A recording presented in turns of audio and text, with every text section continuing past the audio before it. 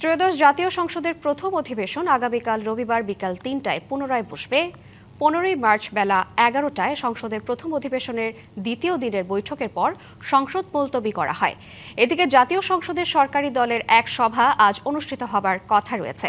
পবিত্র শবে কদর, ঈদ উল ফিতর, মহান স্বাধীনতা ও জাতীয় দিবসের ছুটি সহ টানা ১৩ দিনের বিরতি দিয়ে কাল বসতে যাচ্ছে এই বৈঠক। তার আগে আজ বিকেল ৪টায় অনুষ্ঠিত হবে সরকার দলীয় সংসদ সদস্যদের বৈঠক। সংসদ ভবনের সরকার দলীয় সভাকক্ষে এই সভা অনুষ্ঠিত হবে বলে জানিয়েছে সংসদ সচিবালয়।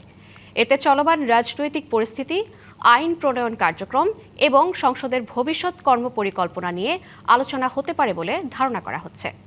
এর আগের দিনে শুরুতে সংসদীয় কমিটির প্রথম বৈঠক হবে সকাল ১১টায় সংসদ সচিবালয়ের ক্যাবিনেট কক্ষে। এতে বিভিন্ন গুরুত্বপূর্ণ বিষয় নিয়ে আলোচনা হতে পারে।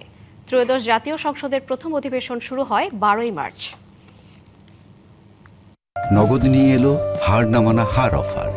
সর্বনিম্ন ১০,০০০ টাকা রেমিটেন্স নগদে পাঠালে থাকছে স্বর্ণের হার জেতার সুযোগ।